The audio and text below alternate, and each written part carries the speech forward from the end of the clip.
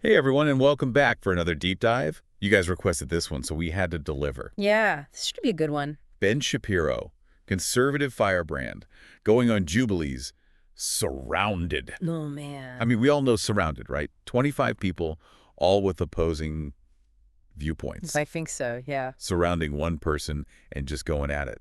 And the article we have today talks all about the arguments Shapiro made, some of the really viral moments that happened. This will be interesting. Yeah. So let's jump right in. So the first thing I wanted to touch on is the article actually refers to Shapiro as both a pundit and a provocateur.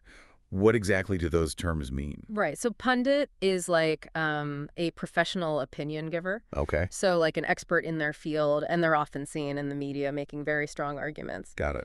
And then provocateur is, well, someone who deliberately stirs the pot, Right. trying to cause a reaction, trying to get people talking. So which one do you think describes Shapiro better? I mean, honestly, I think he's a little bit of both. Like, he definitely has expertise in his field. He's very articulate. Yeah. But he also definitely knows how to push buttons and get people riled up. Yeah, for sure.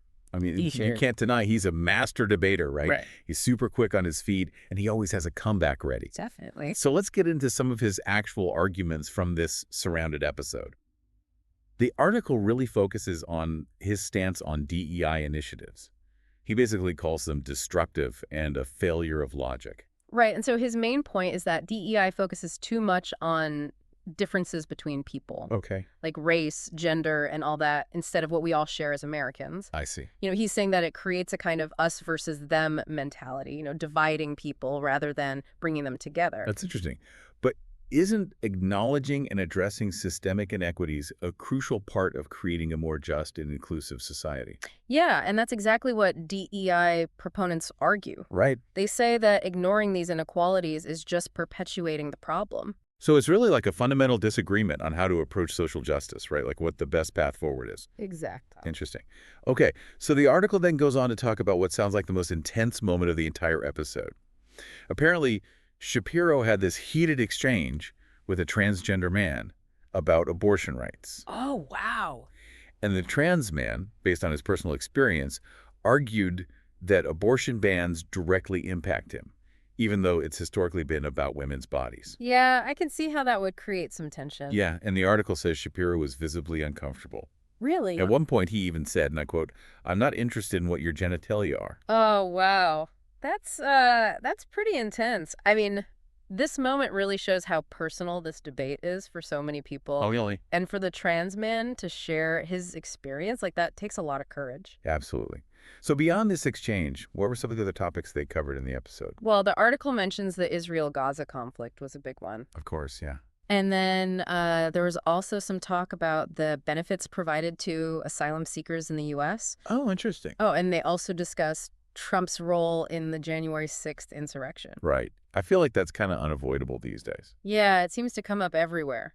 Did they say anything interesting about that topic? Well, what stood out was Shapiro criticizing some of Trump's actions, Really? like his speech before the riot, calling it reckless. Wow. I mean, it's not every day you hear someone from his camp criticize Trump, even a little. Yeah, it's definitely not common. So does this mean he's turning on Trump? Not necessarily. The article makes it clear that he still supports Trump for president.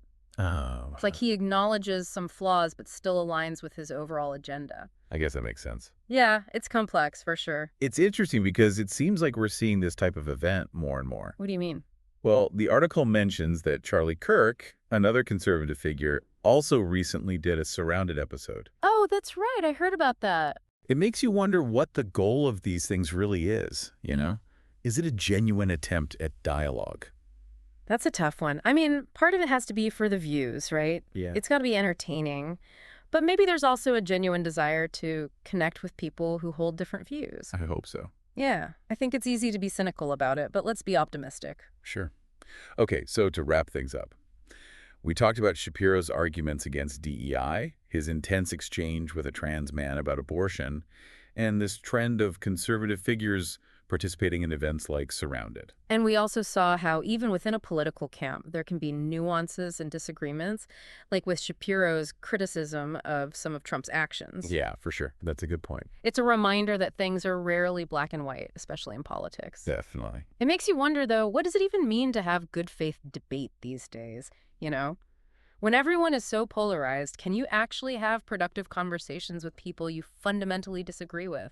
It's the million-dollar question for our times, isn't it?